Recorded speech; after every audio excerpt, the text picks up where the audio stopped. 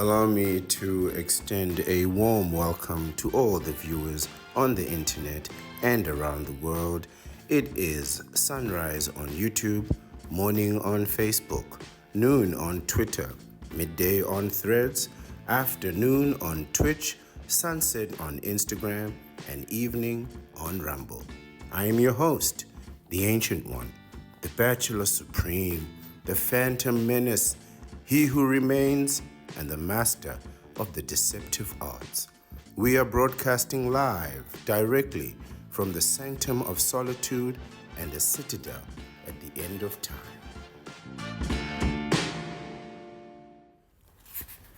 Sun Tzu says, O divine art of subtlety and secrecy, through you we learn to be invisible, through you inaudible, and hence we hold the enemy's fate in our hands. By discovering the enemy's dispositions and remaining invisible ourselves, we can keep our forces concentrated while the enemies must be divided.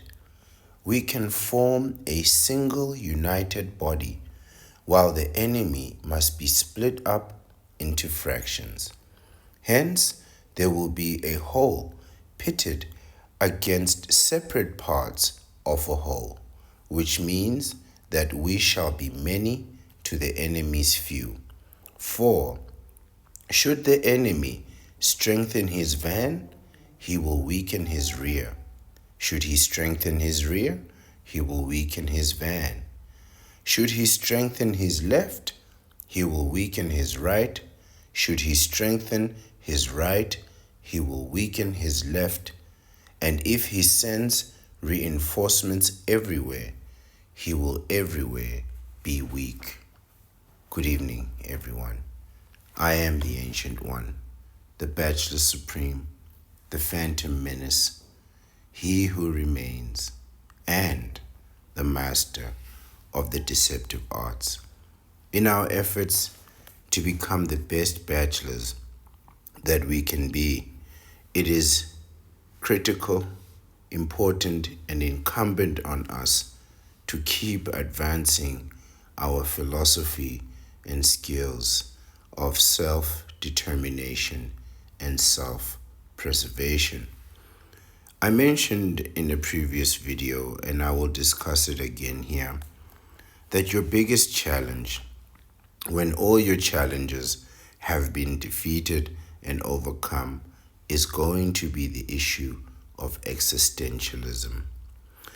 Over years and years, and perhaps decades of living the bachelor's life, God willing, you see many of your competitors and challengers destroying themselves, either deliberately or by accident, through various different methods, bad habits like eating unhealthy, getting fat, indulging in illicit substances and alcohol, socializing with unscrupulous and untrustworthy people. Generally, they'll make bad decisions, or even worse, they will ultimately bend the knee and put themselves into legal matrimony and the dark dimension. So, despite your desire to overcome them, quite frankly, many of your foes and enemies are probably going to end up destroying themselves. And this is why we preach self-perseverance, right? This is why we say that supreme excellence is not fighting and winning in all your battles. Supreme excellence comes in preventing the enemy from mounting the attack to begin with, because ultimately they will just destroy themselves through their bad habits, right? This is ultimately going to leave you with very few meaningful, consistent, stable competitors to pit your skills and your challenge and your skills and your abilities, your talents is really the word that I'm looking for. You won't have any of those enemies to pit your skills against, right? And it can make the desire for personal advancement or the necessity and need for personal advancement and growth seem null and void, but this is not true, right? You constantly need to be advancing and growing in whatever means or capacity that you can, right?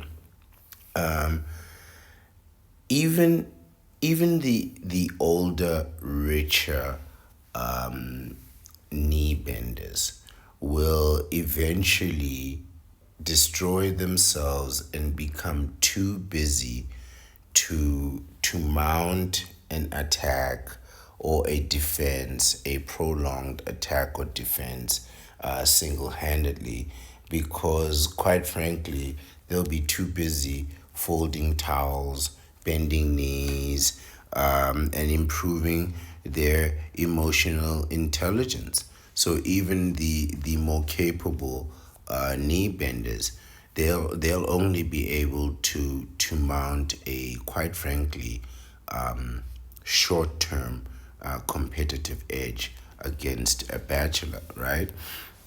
But all things being equal, right? Individually, bachelors and knee benders, particularly in a professional environment, right? Bachelors and benders can be evenly matched, right? Even with the rich ones, right? In terms of skill and capacity and ability, even in education, right?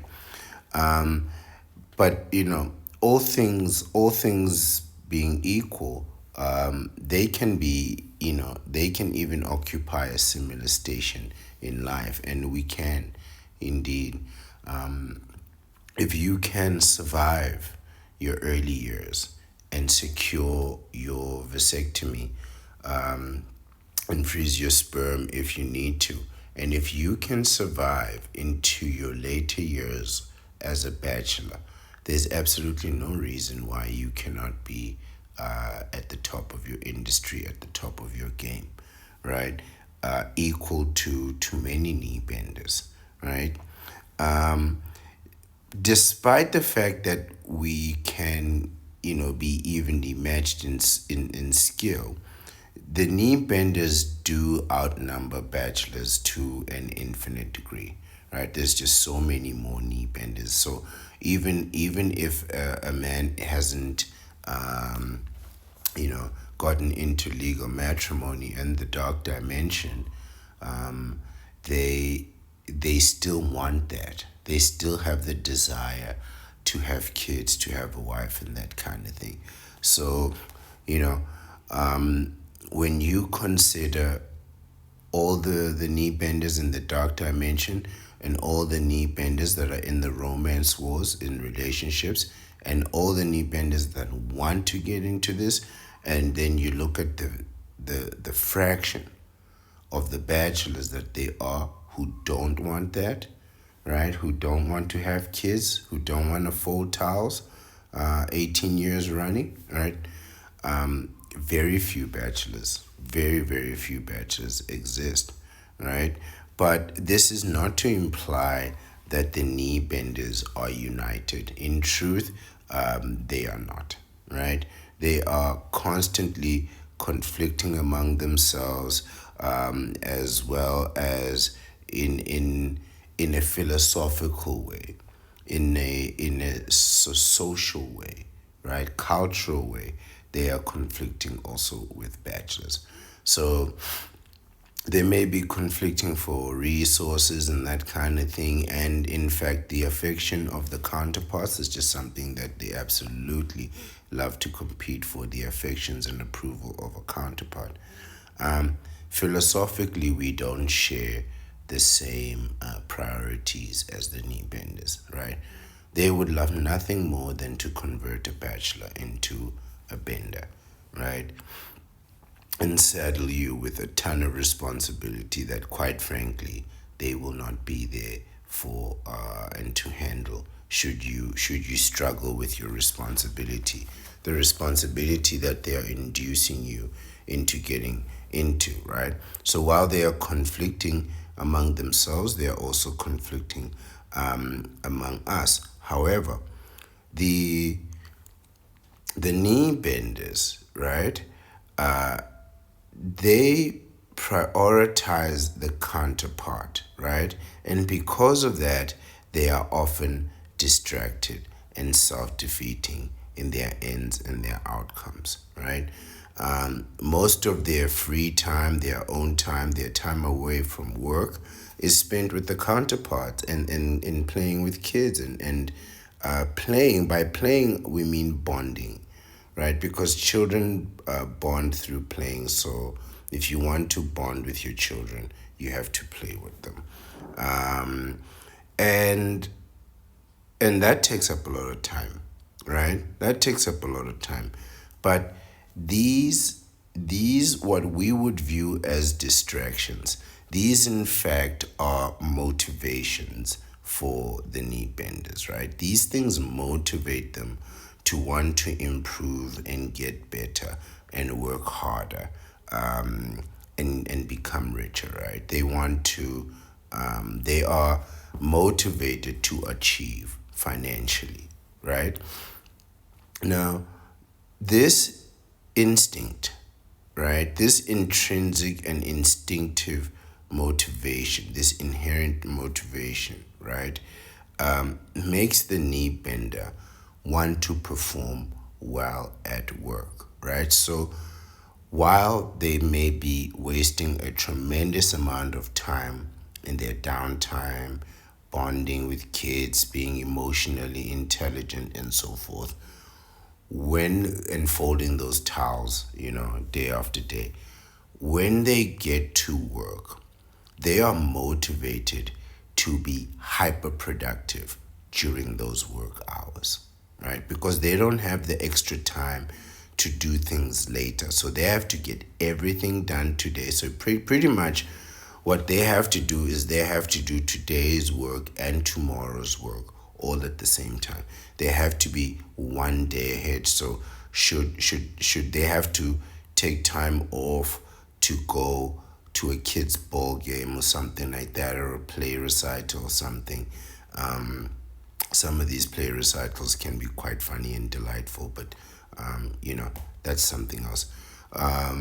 Yeah, I do like stage performances. So, I appreciate talent wherever I identify it, especially stage talent. It's a very difficult thing to do.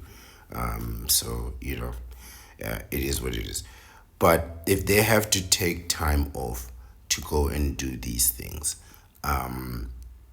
the company where they work, the situation where they work, cannot suffer, right? Because you're taking time off. So they do work enough to compensate for that downtime. They work very hard and they are very motivated people, which is why I always say that, despite all the criticism that I have for knee benders, and I have a tremendous amount of knee benders, criticism for these knee benders, for their bad decisions.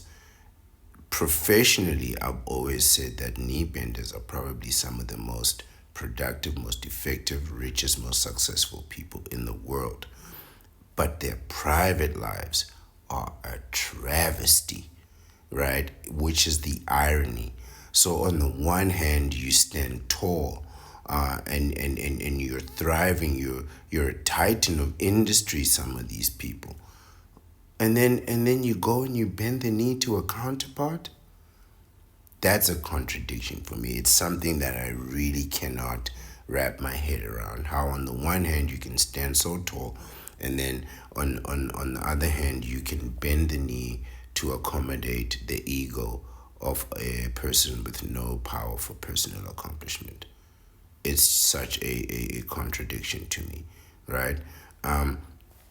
But despite this, they are very successful people because they are motivated, right? They are motivated by by the people around them.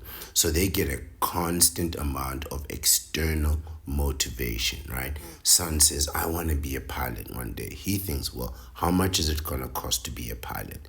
So now he's got motivation to make extra money, right? Daughter wants to be a doctor. He thinks, well, how much is that going to cost to be a doctor? Wow, I need to go make $1 million.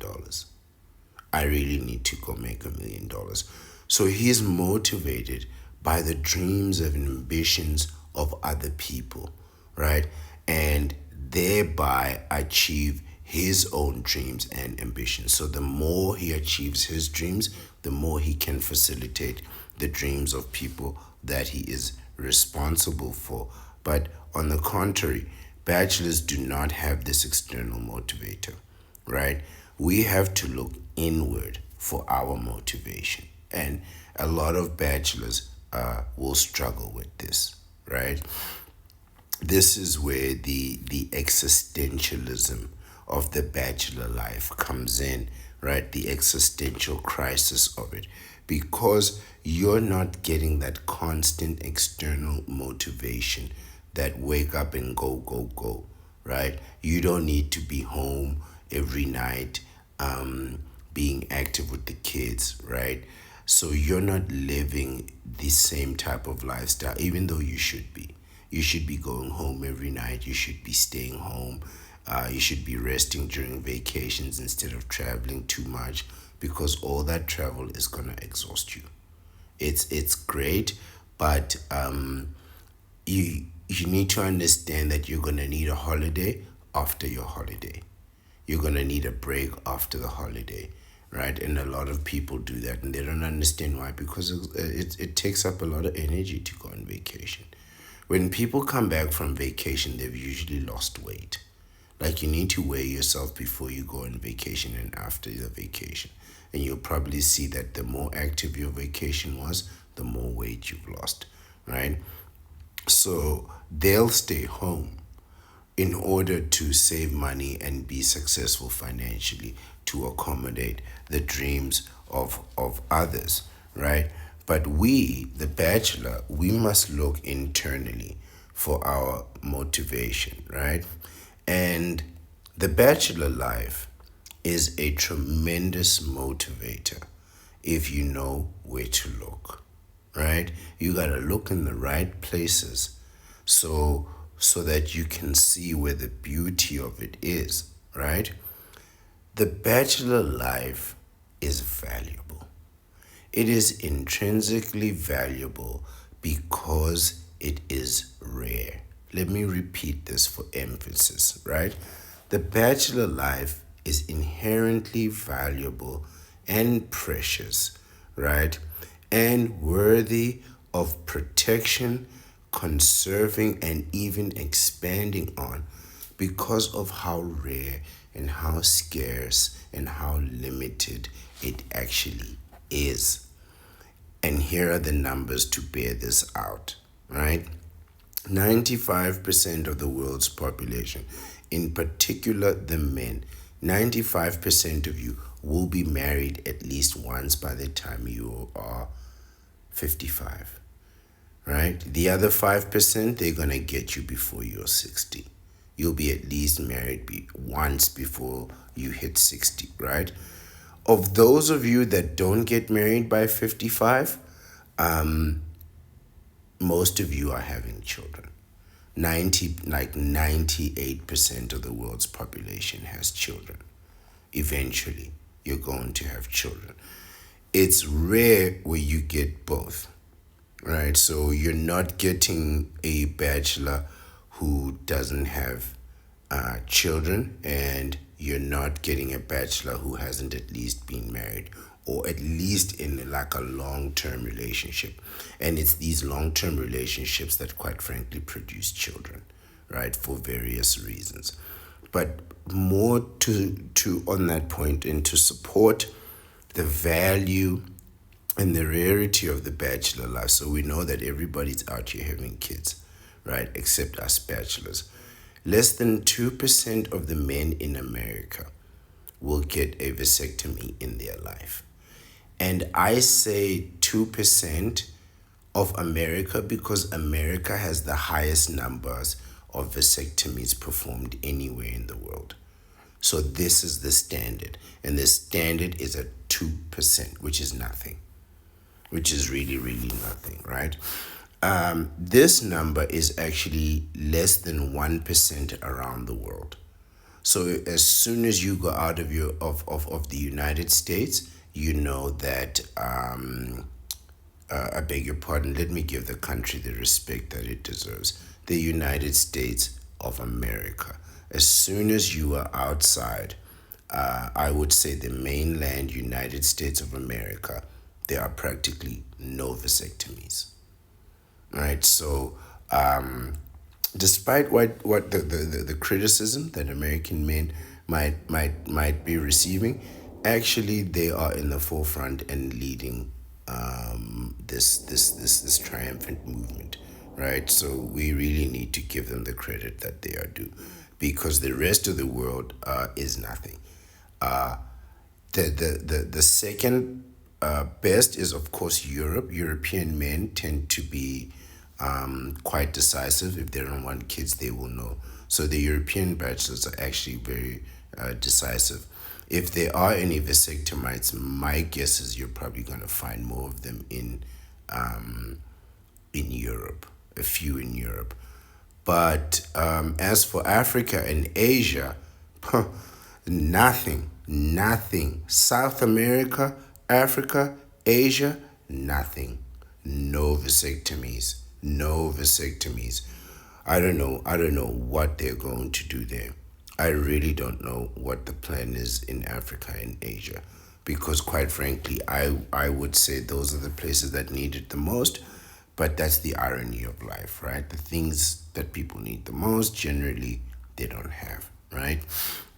But also remember that of the men that do get vasectomies, most of them already have kids. And they're getting that vasectomy because they don't want to have any more kids, right? So in this case, it's better late than never, you know. But effectively, what I'm trying to say is there are no true bachelors. There are no true lifelong bachelors, right? Bachelors and vasectomites are the most endangered species in the world, right? And the least protected. This is an absolute fact, right? And and because of that, a true believer in the bachelor life, I believe, as a true believer in the bachelor life, is worth supporting, right? And sustaining. Is worth supporting and sustaining, because there really aren't that many of us, right? And for some people, they don't want to recognize divorced men as bachelors. I do. I do. I will accept the Bachelor 2.0. You've seen what it is, you know what's going on. You decided to come back to the true faith, to the true path, the way, and follow the way of the Bachelor once again, as you should have. You shouldn't have done all that, but you did it. It's done. It's in the past. We can move forward with confidence, right? I'm happy to accept all of those coming back into the fold, considering how rare bachelors truly are. We are not in a position to start rejecting people who want to accept the way of the bachelor. Considering that we aren't actually birthing any bachelors, we sort of have to wait around for other people to do the birthing for us and then try and show you the real way, you know.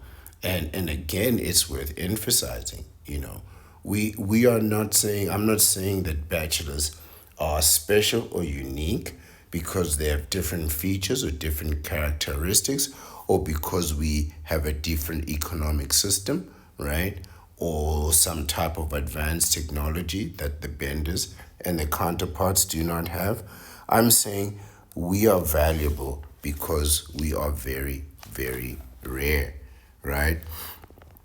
This rarity needs to be your true motivation, and it must induce you to be competitive, right? The same way that the the bender is competitive in their work, motivated by external stimuli and external influence to facilitate the dreams of others, right?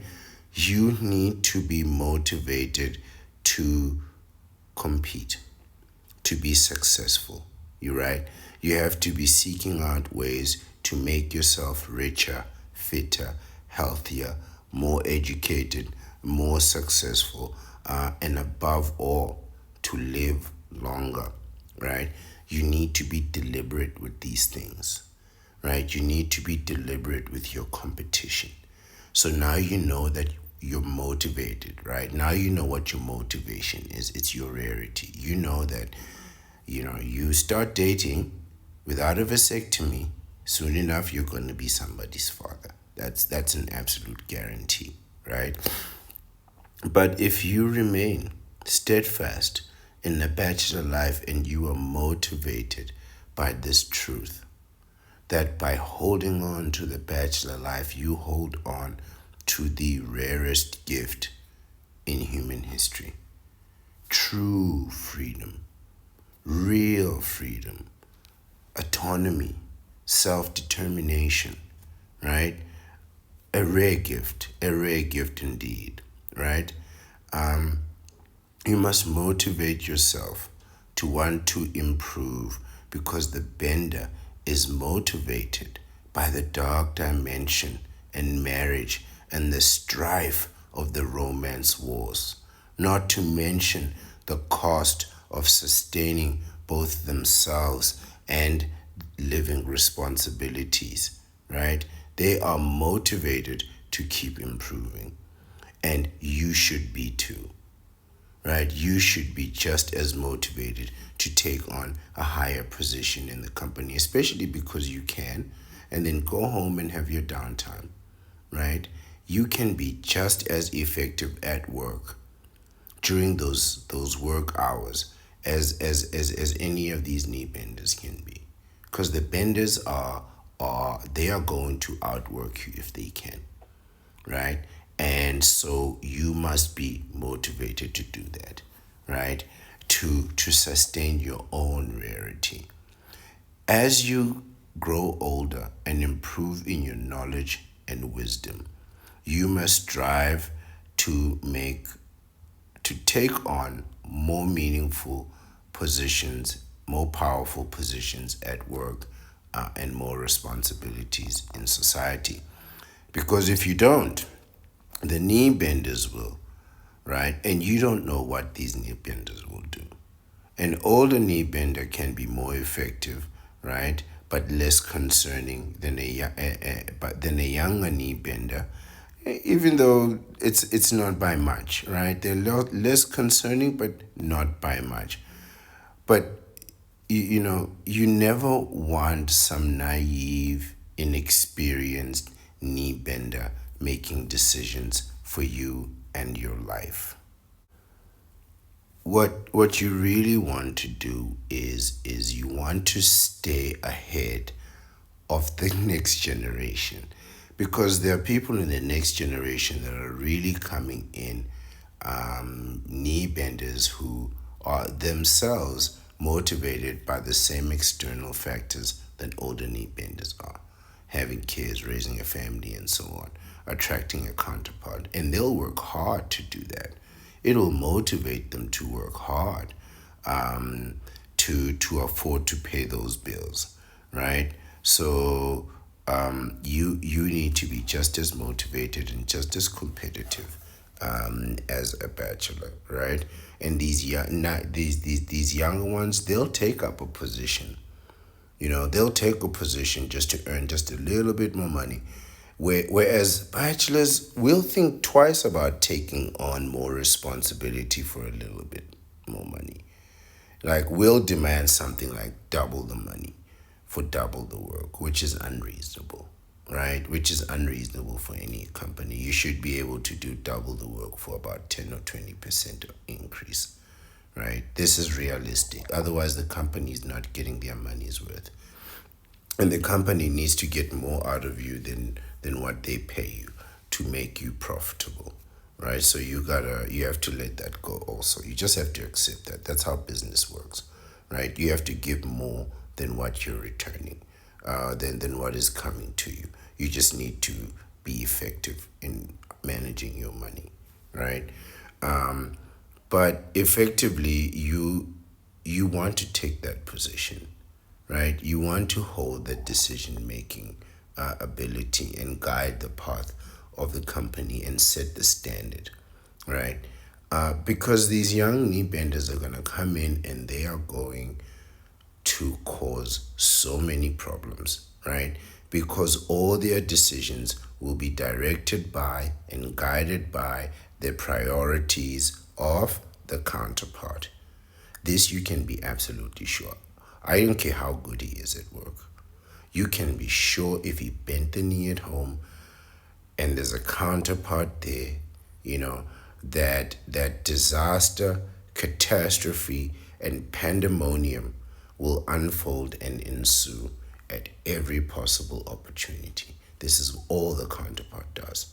They seek ways to induce catastrophe and pandemonium. But let's talk about how to be competitive. This is a very simple thing to do, right? This is a very simple thing to do. I've said it many times. Action. Action is the only power that can change and affect reality. Not your prayers and your dreams, and definitely not your words. Your words will annoy people, right? And it'll have the wrong effect, right? It'll have the wrong effect. But action is the way to be truly competitive. What do you do with the time, right? So I need to put a caveat here, right? It's not the number of actions that you take that will make you successful. So it's not an issue of doing many different things, right? Running a company here, running another company there, running another company there, right? Having a podcast, having a job, doing all these different things all at the same time. It's really not like that. For you to be competitive, right? It is the power that you put behind every action that will make you successful, right? So the right actions, right? You need to take the right actions to bring you victory in competition, right? So it's not the volume and the quantity, right? And the number of actions that you take, but rather the quality, the strength, the effectiveness of every action. I'll give you an example. There are people with numerous YouTube channels, right? But most of those channels are quite frankly ineffective. Whereas they're getting 99% of everything they need on one channel, and they need to be focused on that one channel to make that one channel as effective and as powerful as it can be, right? Let everybody come to that one channel, that one space. You have one standard of excellence instead of 10 different standards for 10 different things. And I'll prove this to you. Think of the CEO of the biggest company in the world. His one company can make many different products, and they are all sold under one banner with one immaculate standard, right? But there are people with 10, 20 different companies, and the combination of those 20 companies don't make as much as this one company, right? Which tells you that what we have is a person taking 20 different ineffective actions, right? He's doing a little bit of that and does it halfway, does a little bit of that, does it halfway, does a little bit of this, does that halfway. And none of those actions, quite frankly, amount to any quality or any standards, right? So it's really not the amount of actions that you take, but it's the quality of the decision. It's the quality behind the action. That's where you need to focus on. You must make every action effective and efficient, right? So you must put your best effort behind every action to the point where, think of it like if you had to iron a shirt with all of your power, just make it the most perfectly ironed shirt. It wouldn't take you a very long time to iron that shirt. It'll take you maybe 2 to 5 minutes, which is really the standard amount of time it takes to iron a shirt. But because you've put all your energy into it, you'll come out feeling a little bit tired. Just a little bit tired. You'll realize that the energy that it takes to iron a shirt and the energy that you put in just a little bit more, and it took something out of you. And that's real power. When you put energy into something, it doesn't matter how big the action is or how small the action is. It doesn't matter how important the job is or how menial the job is. If you put power behind every action, then every action you take becomes powerful. Then you don't really have to extend yourself doing 10 different things when you can do, 1, 2, 3 powerful, effective things that get the job done every time. And you'll know you've put power behind your action because you'll feel that energy go out of you, right? That tiredness that you feel, that's the energy going out of you. That means you're putting power behind your actions. And that's how you maintain a competitive edge. Right? At work, you are the butler at work, you are the servant, you are the best servant, you are the lead servant at work. This is your position. You are now the butler, you are the gentleman, you are the one guiding the service at the work. You need to put 110% into that. You need to put all your power behind that. And then it will affect reality. And it'll affect reality the way that you want reality to be affected, right? You have to be competitive and you have to get those results every time. Because if your failure to do so is going to lead to a failure in the bachelor life. And I know you might be thinking, but how can that be true? It's a very simple step. If you're not effective economically, you're going to need somebody to help you economically, which is going to lead you to dependency, which means you're either going to get into a romance war, the dark dimension, or a relationship or something like that, or a partnership, which is just another manifestation of a relationship and the romance wars. And soon enough, somebody's pregnant because you don't want to put in that extra effort. You didn't want to go get that vasectomy. You didn't want to pay that urologist. You wanted to save $1,600, and now you're paying $30,000 for a childbirth, right? You have to be competitive in that way. You really have to be successful. You have no choice if you're going to survive as a bachelor, and this has to be your motivation. Because if you go, there will be none left. There will be none left. Our entire species will be wiped out by losing one or two. By losing one or two, our entire species could be wiped out. Our entire way of life could be forgotten, right? And they'll make sure, they don't make movies about bachelors anymore. They don't do that no more. They don't advertise us, right? We are truly, truly the last of a dying breed, right? And we need to be competitive about our own self-perseverance and our success, right? So put all your power behind every action. Be deliberate, especially about longevity, especially about your health and living longer. You need to be conscious and deliberate about this. That way you can pull it off. Don't take it for granted that you're going to live. Will yourself. Take the action and wake yourself up every morning so you can remain here. This is what it's all about, right? You have to take the living of your life seriously.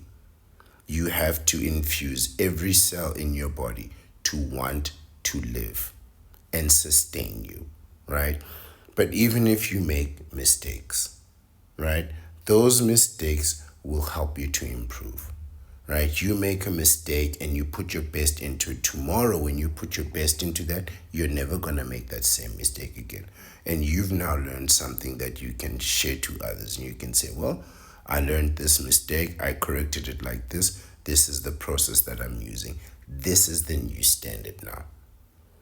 You see how that works. Now you've got a new standard of excellence, and you tell everybody who's under your management, we are now maintaining this standard. And you never go back to the previous standard. You never repeat that mistake, right? You learn better ways of improving every single day. You have to do this. You have to do this to sustain your bachelor life, right? This is the path to success as a bachelor, right? And I want you to keep these thoughts in mind as we read today's article, today's edification, which is entitled "The Benefits of Being Competitive and Why That Will Help You Be Successful." I'm paraphrasing it, but this is the idea that I want you to keep in mind, that being competitive is beneficial. It'll help you to be successful. It'll keep you going. But you have to remember this: longevity is the key to all this.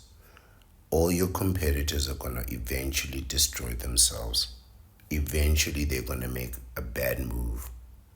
You have to keep yourself going, keep yourself alive. This is how the bachelor life is sustained. Each one to themselves. Each one to themselves, right? Sustain yourself, maintain yourself, then you'll be okay. Then you'll be okay. It's not a difficult thing to do. But to be sustainable, you have to be competitive.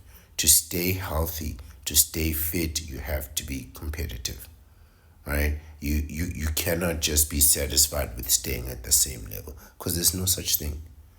The only thing that you're doing is you're inviting your other competitors to surpass you, and they will, right? They'll get fitter than you, they'll get healthier than you, and other people will induce you to start indulging in bad habits, and then you're back to where you started, when you should be working on improving every single day. As mentioned, the article is entitled "5 Reasons Why Being Competitive Will Make You More Successful."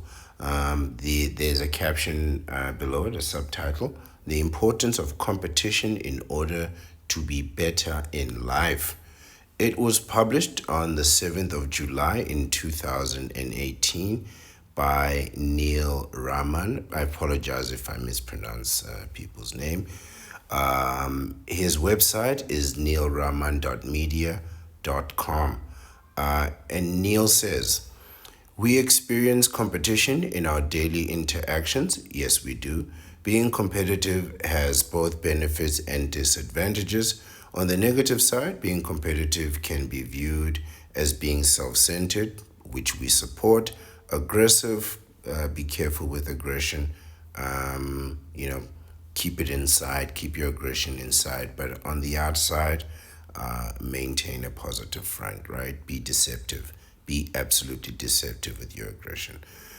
Flexible and inflexible and self-absorbed. These are all me. They're talking right about me here, right? Those who are competitive because they have to win at all costs often create more stress for themselves than and those they interact with. Stress, no, you don't want to come across as stressed, right? You want to be, like I said, as the butler, as the person who is productive on every level, right? Hyper productive, be competitive, be the most helpful, the most useful, right? Be competitive in that way.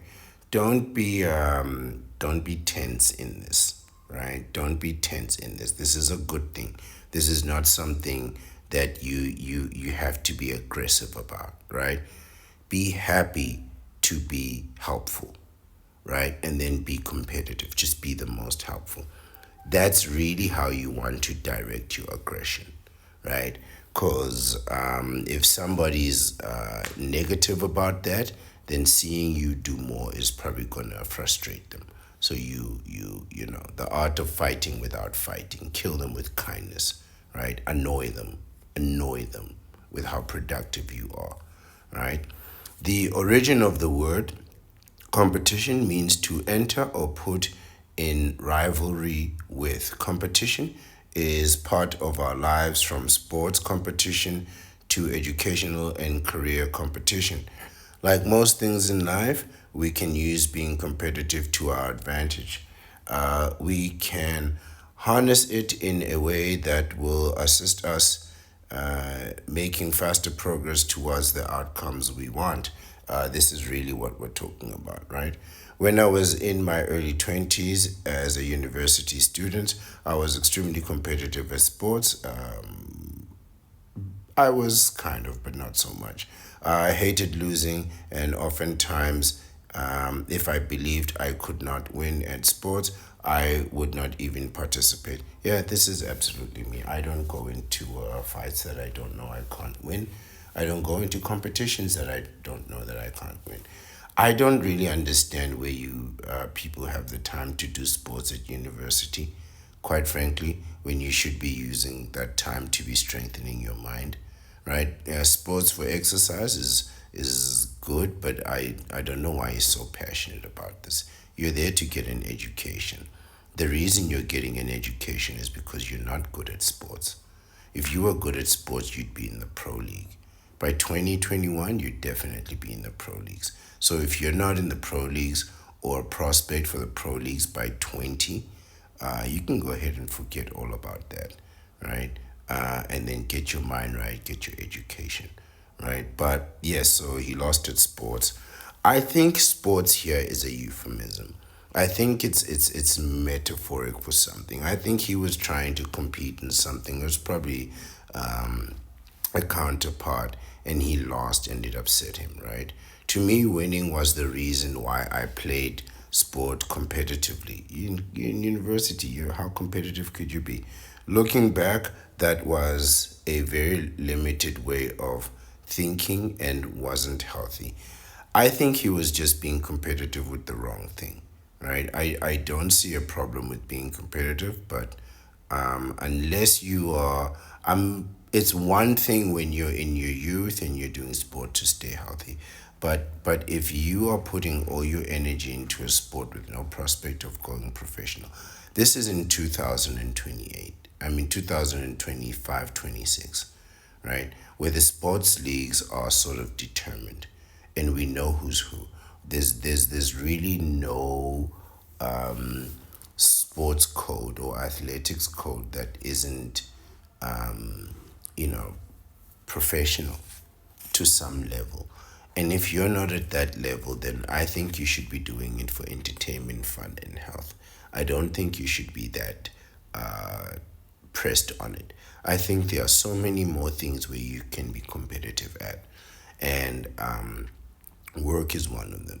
Now, fitness is a thing that you should be competitive in, right? You want to be fit, you want to look great, you want to be thin, you want to be firm, right?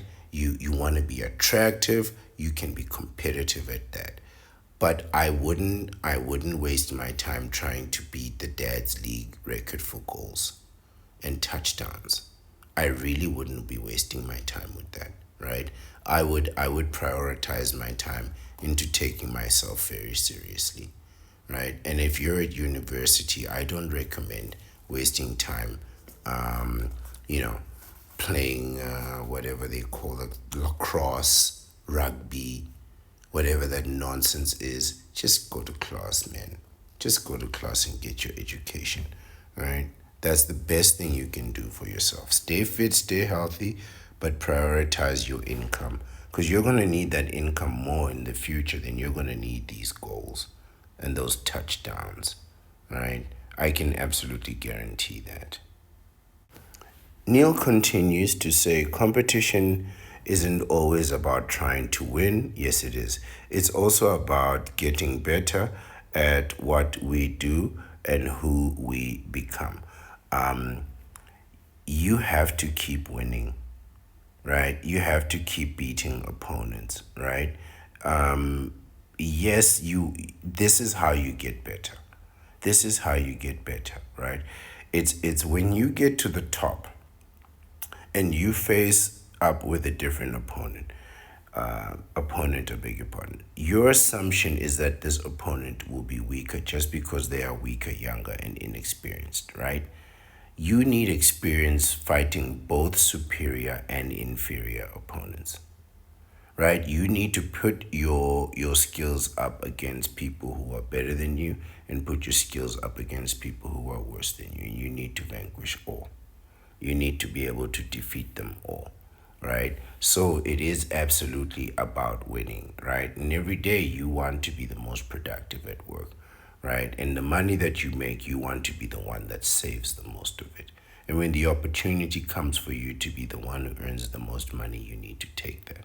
And when you arrive at that new opportunity, again, you need to start by being the most productive, right? And just continue in that way. Keep trying to win, even if you get to the top of the company, right?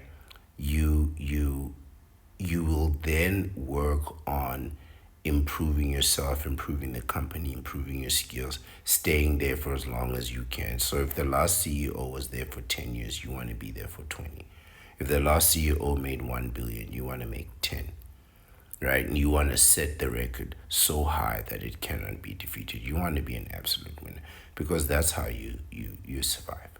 That's really how you're going to survive and be competitive, right? He continues, the best type of competition is one where we compete against ourselves. That's not true. By challenging ourselves to do better than what we've done previously. No, no, no. You need to find someone who makes you improve. So these people that you think are your heroes, these celebrities, these people are actually your competition, right? This is how you really need to see it, right? The people that you admire, that's your competition, right? So there's no point in being better than yourself if being better you if you're not really doing anything great. What's the point of being better than not great?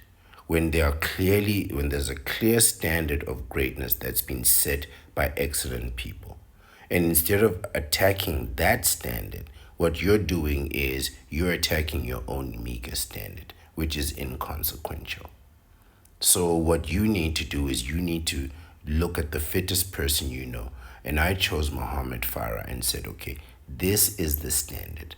This is the greatest marathon runner in history. That's the challenge. That's simply the challenge.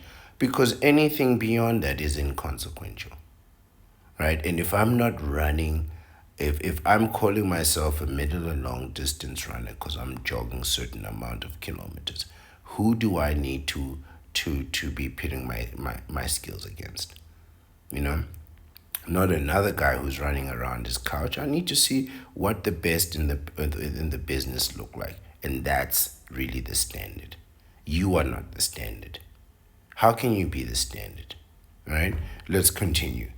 So you're better than what you've done previously. This is why the metric personal best is highly regarded in competitive sports and in business, but it's regarded by the best people in the world, right? So their personal best is the best. We always want to continue to strive to do the best we can and challenge ourselves to new or set better standards. Let me ask you a question. What if you put your standard and said, I want to, the richest man in my town makes $1 million. I'm going to surpass him. And in 6 months, you surpass him. Right? I'm just saying, what if you pull this off? Then surely that personal best that you had of $50,000 a year wasn't the standard, right? Then surely the standard of 1 million set by the person you admire wasn't the standard either. What if you can surpass those standards, right?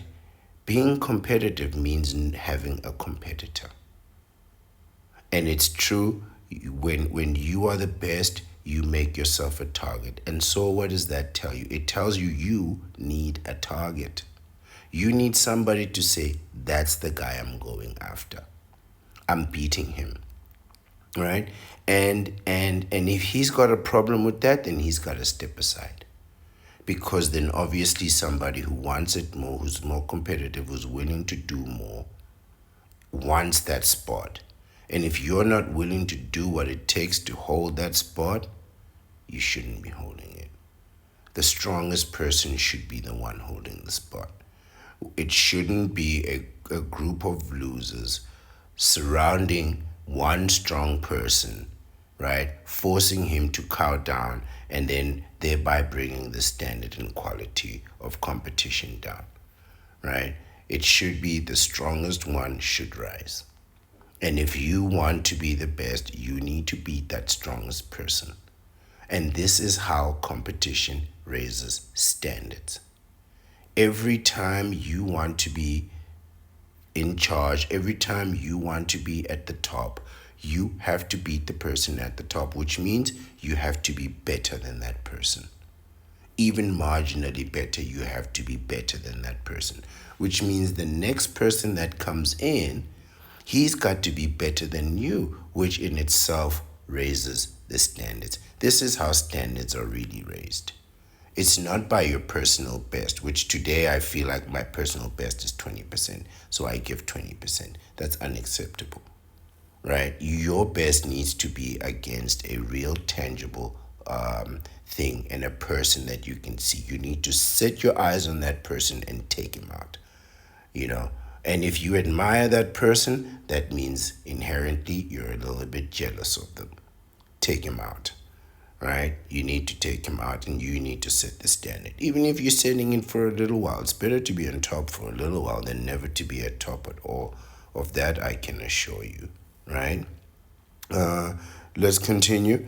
He says, we always want to continue to strive to do the best we can and challenge ourselves to set new higher. I think I read that, new or higher standards. One thing to remember about being competitive is that we don't want to fall into the trap of having a scarcity mindset. You want that scarcity mindset where we believe in order to win or get what we want, someone else has to lose or miss out. That is useful only if you are being creative. But let's be honest, there are only a handful of CEO positions, right? So if you want to be CEO, you got to do what it takes. You want to stay CEO, you have to do what it takes, right? I'm not saying you have to be malicious and spread rumors and lies about people, but I'm saying you have to make the company so much more money than the current CEO that they have to question themselves, why isn't he CEO? You have to be so good, so productive at your job where they say, you know what reason do we have to not advance this person? Because we need him in a higher capacity, right? Not just for his productivity, but to set an example, right? So again, it's not about being malicious because that's just a sign of weakness. That just means you couldn't compete, so you had to lie and cheat and backstab. I mean, like, you have to be so much better than this guy. If the last CEO helped the company make $10 billion, you need to be up to $30 billion. If you can't make $30 billion in a year, you cannot be CEO. I'm just telling you the truth, right? CEOs are making hundreds of billions of dollars. This is the standard. This is what companies want. This is what shareholders want. Nobody wants you to come to be CEO just to look good. You got to make that money, right? Nobody wants to come here and listen to you pretend to play Game of Thrones, pretend to be a mysterious leader. No, they want you to make money. Money, money. Billions and billions of dollars a year. And if you've never generated $1 billion a year, you have no business talking about you want to be CEO. You got no business trying to compete with people who are bringing in tens of billions of dollars a year. You can only learn from those people, right? So that's your target. You want to go for those people. That is your competition, the billionaires. Because if you're not competing with those people, what are you doing? What are you doing? Right? So you gotta take you have to take your $1 million and turn it into $100 million, however long that takes. Right? That's the competition. Right? That's really where you need to be when you're talking about business and competing in business. If you're going to be a great athlete, you have to be able to generate the same kind of money in terms of your value that you bring to the company, right? So it's if you're going to be really competitive, we have to be serious about what we're competing about, right? Because it's really not a thing of waking up for you in the morning and deciding that, well, I want to be better than I was yesterday. Because let's be honest, you weren't doing much yesterday at all, right?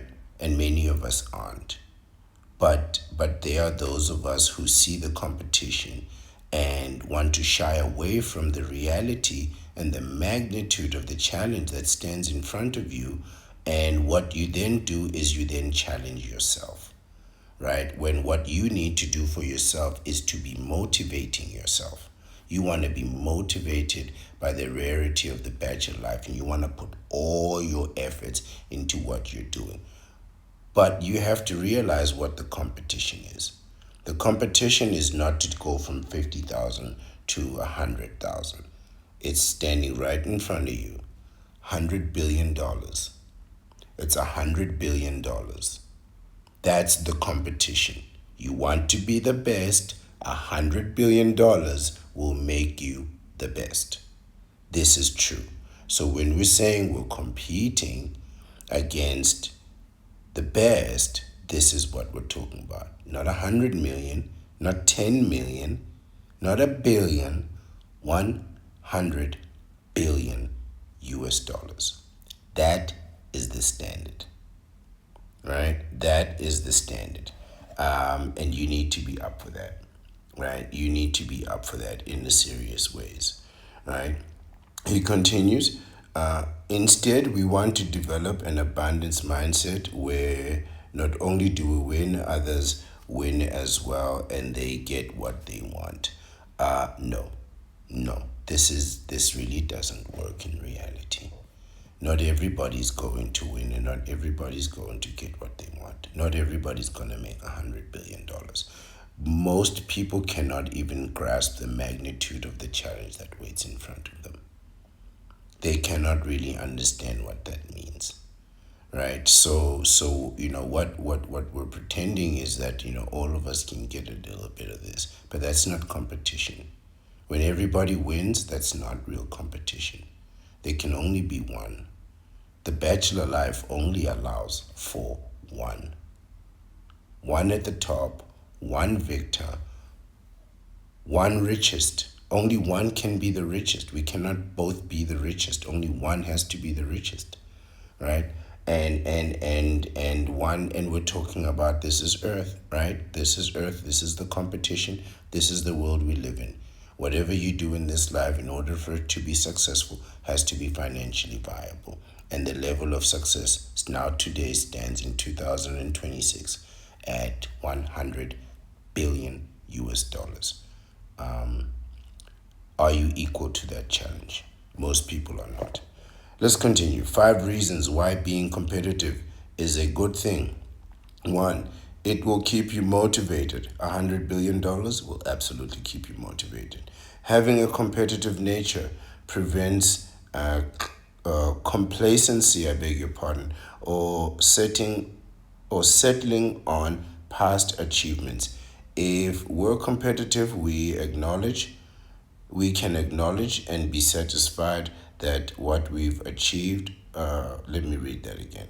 If we're competitive, we can acknowledge and be satisfied with what we've achieved, but remain motivated to continually improve. If we fail at something, we'll be able to use it as motivation to keep going. Sure, right? It is a motivator, but you have your self motivation in the bachelor life, in that the bachelor life is rare, right? And now you can go out and compete for sustaining that rarity. But again, see who the target is, see what the number is, see what the real level is. Again, if you're going to be a great athlete, right, a great American football player, the level is the Super Bowl. Winning the Super Bowl is the level, not getting into the league. I mean, that's one level, but if you are not capable of winning the Super Bowl, if you're a sprinter and you've never broken 10 seconds, you know you're not at the level, because that's the level, right? If you're a basketball player and you know you don't have the capacity to win one, two, three, four NBA championships, you can't get a handful of rings, you're not up to par. You're not at the level. You're really not. If you think you're funny and you don't have a Netflix special, you don't have a channel with 100 million subscribers, you're not that guy. And you have work to do. Find the guy with 100 million subscribers, and that is the guy you need to beat. That is the level. You are not the level. You are not the level. That's how we compete. We set a target and we take it out. You don't take it out maliciously, you take it out by being better than him. See what he does and outdo him. Don't copy him, outdo him. Be competitive, be deliberate. Find a real point of contention and then drive it home. This is how you maintain a true competitive edge. It's ruthless, but it's real competition. So competing against yourself. No, no, no, no, no, no. So what happens if you lose? Now you've won and lost at the same time? And what happens if you win? Now you win and lose at the same time? No, that's not competition. That's that's bipolar. It will generate more clarity. I believe I agree with this point. By the way, despite my nuanced opinion, I do agree with number one. It will keep you motivated. We cannot be competitive, it says, at something if we don't know what we're aiming for. This is exactly the point that I was saying. You cannot be competitive against yourself. You need to find a target to beat, a real target, a human being with a name and an income. You need to say, hey, you, XYZ, name him, and then say, you are my challenge. You are my competition. Have a clear aim and go for him, right? Even if he doesn't know you exist, when you beat him, he will know who you are, right? And that is the moment you want him to know who you are. When you come down on him like a thunderbolt, that is the express moment that you want him to know who exactly you are. Not before that, because all you're doing then is challenging a superior opponent and he's going to crush you. Because if you think he wasn't competitive, that's why he's number one, by the way. Because he's competitive and he crushes opponents, right? He already has this information and he's not going to play with you. So when you arrive, you have to make sure that you are ready for a decisive and short victory. not a protracted long war. Clean, short, cut victory. But to get that victory, you need to be in a superior position. You need 100 billion US dollars. Billion with a capital B. Let's continue. By staying competitive, we'll set ourselves new targets or goals we want to achieve and do things that will cause us to achieve faster progress. So once you know what the target is and who your target is, right, you need to go for that person effectively and efficiently. So if your target is $100 billion, then you need to start investing in billion-dollar companies, right? You need to be buying more shares, more shares, more shares. Now, I'm not a big fan into shares and all that, but this is where you're gonna get the billions, right? You can get a few billion in real estate, but it'll take you a lifetime, right? They already have built the infrastructure, so you want to compete by earning or owning more shares. Be direct. Go straight to the source. Go straight to the source. Now you're in the game. Now you've got $10 million worth of shares. Okay. 1%. Let's keep going. You have 99% more to go. You want $100 billion. This is really how it's going to go. Right? You go to where the billionaires are and you play that game and you win. And you win. Right? But you need clear targets. You need clear targets and goals. Goals are one thing, but set a target, man. Find someone who's achieved your goal and go after him. Right?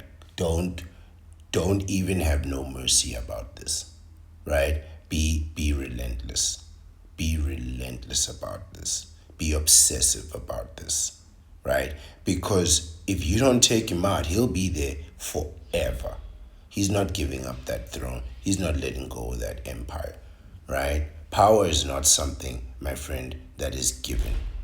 Power is something that you take. Right? So you need to get that right. Right? And you got to be selfish all the way to the top. Right? You got to set that goal. You got to have your target. You got to know his name and you got to go for him. You got to go for him. Right? And you got to make fast progress. That's what we're talking about. You don't have 30 years to be the grandmaster. Right? That's unacceptable. That's unacceptable. See, that's my goal. That's my target. You know where I'm going for. Right? But I don't have no 30 years. I don't have the patience for that. Right? I don't have 30 years to beat a 2,500-year-old philosophy. So I gotta be in here putting out that philosophy day after day after day as long as I can. And if I skip one day, I'll be back again tomorrow. That's for sure. Right? Because I have that target, I have that goal in my mind. Who's your target? Don't tell me that you are your own target. I'm not accepting that. That's unacceptable. You cannot be your own target. You gotta find someone to beat and you gotta beat them. 3, it will inspire greater creativity. By wanting to do things better or achieve at a higher level, we'll be required to become better problem solvers and be more solution driven, which are traits of being more creative. This can also lead to new innovations or breakthroughs. So now that you got your target, you got to find ways to beat that person. Unusual ways, strange ways, creative ways, ways that he cannot see you coming. Right? Don't come here and say, I'm going to be myself. No, you have to have a real strategy about how you're going to do this. Right? And as you go along, you got to take advantages of different situation. Take advantage of different situations that avail themselves to you. Right? So if there's an opportunity to advance, you got to take that opportunity. If there's an opportunity to earn a little bit more money so you can save more later and invest more in those billion-dollar companies so you can hit that billionaire status and start getting those royalties, you need to do that. You really got to get on with it, right? So you got to work more at work so you can have more money and invest that money. Whatever your strategy is, I'm just throwing ideas out. But what you need to do is you need to have a target and go for him, right? And you need to then find real ways of getting there. Real ways of getting there. And action. Action. I said it a million times. Action is the only power that can affect and change reality. You want to change your reality, you have to do it. Not think about it, not talk about it. You have to do the thing. You have to take the action. But you have to take specific action, right? So you're not just taking random action. This is what I was telling you. It's not the number of actions that you take, it's the power behind each action. How efficient is your action, right? You want to make $100 billion, but you're not doing overtime. And I know you're thinking, well, how's overtime going to get me to $100 billion? The way to invest, to play the investment game, it's a terrible move, but there's only one move to make. You invest your income. The money that you actually have, you put that into your investment. Because otherwise you need a loan. Otherwise, you need a loan, and the interest on that loan is going to eat away at all your profits, right? So, other than a loan, your only option is to invest your income, and the only way to make income is to work harder, right? So, the more overtime you do, the more money you can put in those investments and get to that $100 billion, right? But you need to be creative, and you need to be realistic, right? And you need to be consistent and persistent. It says here, it will cause you to do more self-reflection. Indeed, if we're competitive, we'll be driven to do things better, which means we'll have to evaluate our strengths, weaknesses, and our habits. In order to improve our strengths or weaknesses, we'll have to identify things we need to get better at, which are part of self-reflection. This is really the way of the bachelor, to look inward, right? To look inward, and see, what can I do to make my life better, right? And vanquish my enemies. What do I have? What do I need? Where do I need to go? Who do I need to speak to? And what do I need to say to them when I get there? And if they say no, what can I offer them in return for whatever it is that I want, right? You need details, right? And you need to know what it is that you want to achieve and how you're going to achieve it, even with nothing. It's better for you to know and realize, I have no money, I have no education, I have no skills, I have no training. Okay, what do I have? I have ambition. I have 10 fingers and 10 toes and a healthy body. I need to put that body to work. Use what you have to get to where you need to be, right? Use what you have to get to where you need to be. But you need to know what you have and what you don't have. And then you need to compare yourself with your target. So you have to realize, right, I'm at $100. I need $100 billion. What do I need to do? Figure it out. Don't be sitting there daydreaming. You'll probably wake up and still have $100 tomorrow, but you gotta figure it out. How do you make that $100 into $100 billion? This is the standard, and that standard is not going to shift to accommodate your changing circumstances. And if you believe that $100 billion is not the standard, you're more than welcome to go look at that Forbes list again. Right? Go take a look at what's happening on Forbes. It'll shock you, right? And if you think that million, that 100 million, that 1 billion, that's the number, that's not the number, sir. That's not the number. And a lot of people will hear this and be shocked, but you know it's true. Your competition is not making $100 million. Your competition is making $100 billion. That's what they are doing. And you need to come right. You need to come right with that number. Because a lot of our statistics are very skewed up, right? People are think that you can be a millionaire and be all right.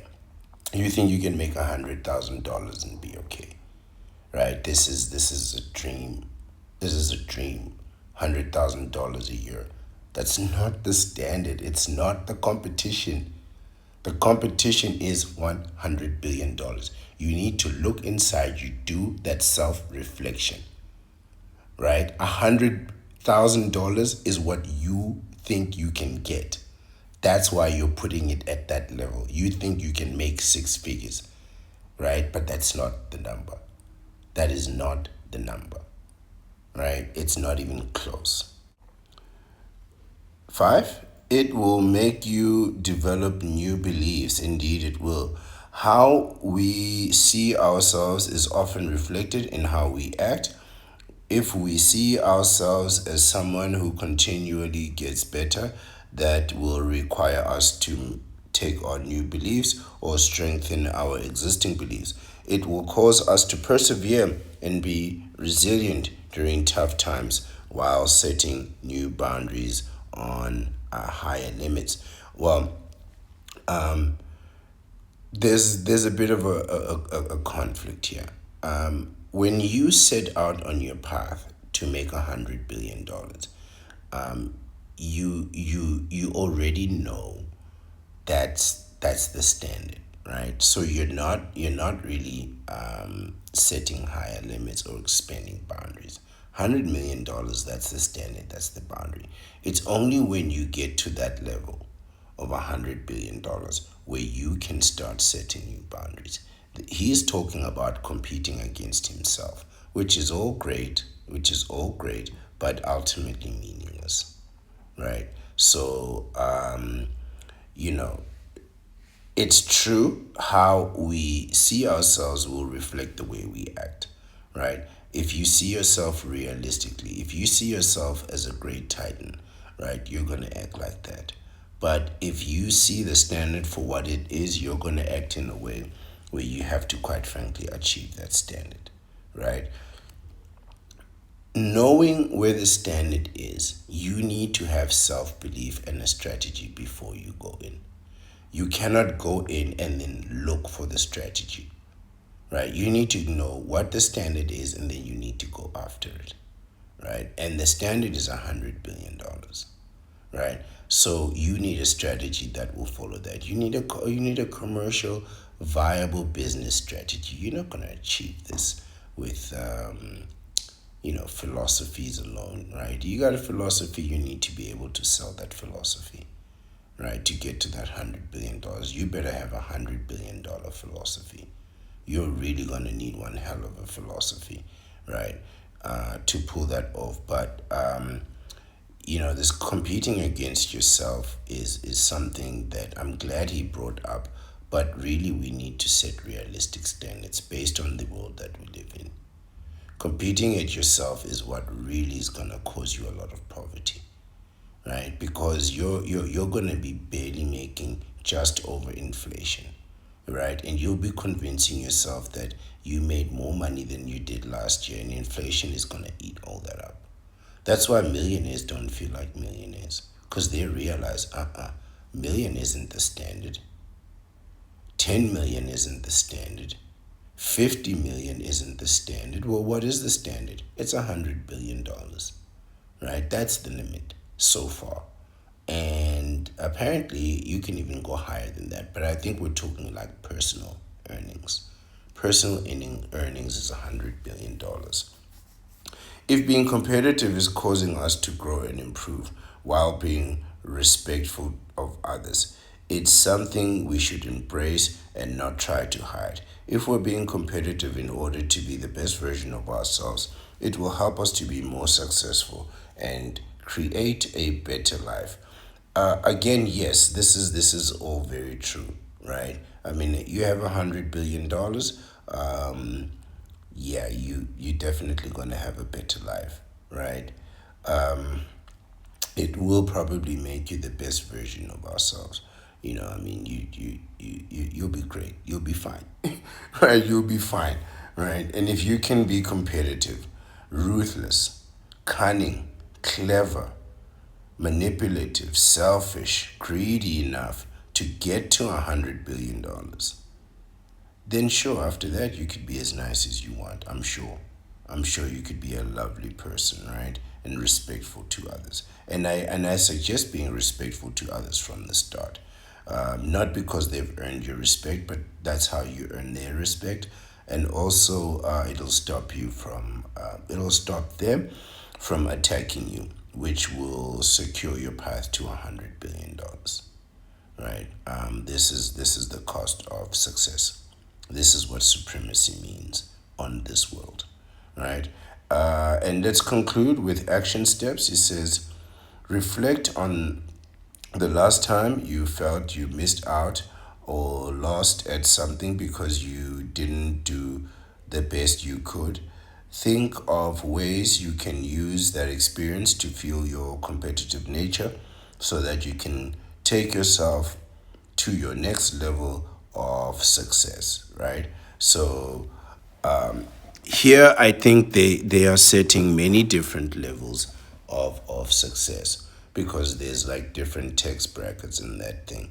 But indeed, if your aim is to be the best on this earth, in this world, then the number that you're really talking about is $100 billion, right? So if you're going to be competitive, this is really where you're going with it, right? And as a bachelor, your competition, your motivation can be your competition, absolutely, right? Because these benders are rich, as you can tell, right? So your competition can truly come from, and it will come from all the outside external forces that can motivate you to be competitive, right? To maintain a competitive edge. But when they've all messed up, and they all will, right? They all will. They're all gonna get married and lose their money in divorce. They'll all get married, and their kids will run through their pockets, and do all kinds of silly mistakes. You can be sure of that. They're all gonna make bad decisions in their private lives, right?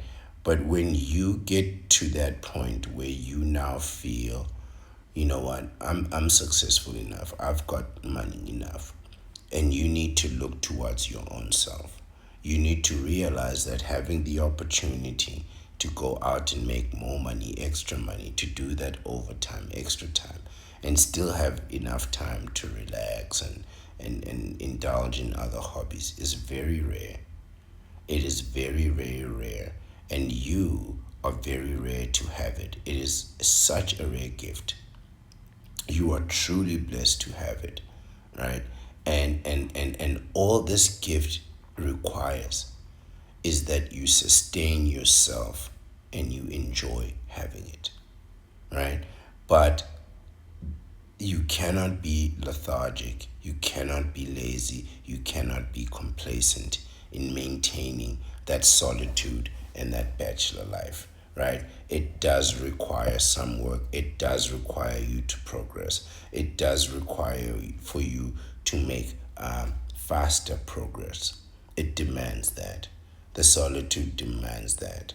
And if you cannot embrace a competitive spirit, and you cannot be motivated by the bachelor life, what's going to happen is eventually you're just going to end up being lazy.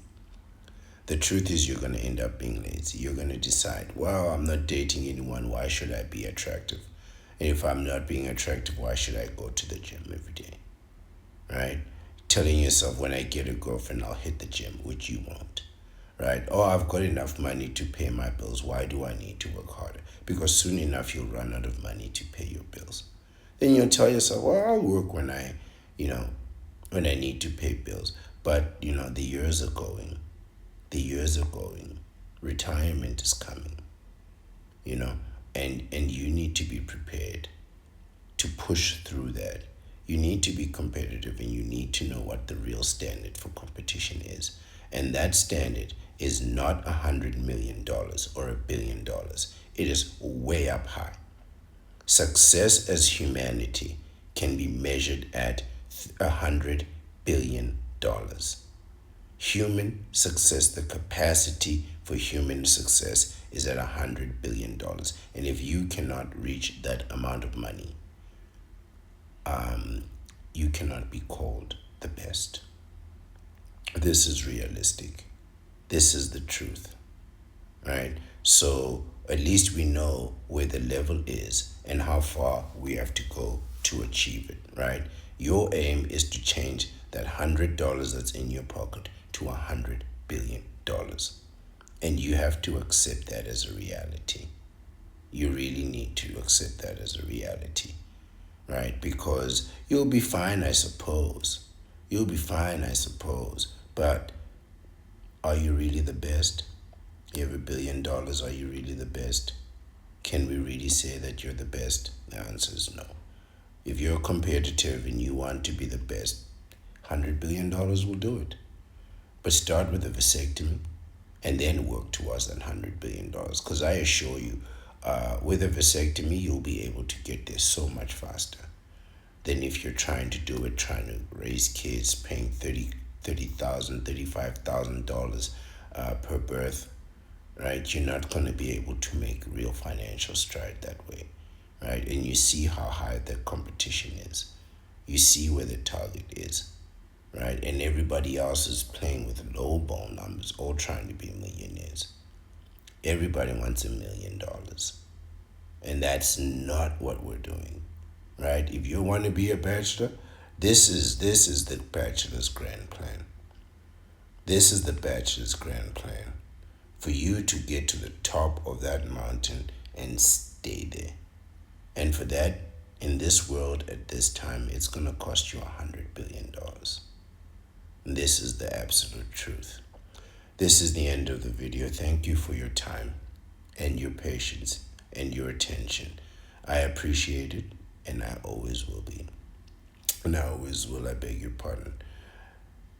Thank you. Please protect yourself. Protect your seed. Get a vasectomy, right? Keep your solitude safe. Keep your commitment to yourself, right? You know where the standard is, and let's achieve it. I'm the Ancient One, the Bachelor Supreme, he who remains, the Phantom Menace, and the master of the deceptive arts. Have a nice day.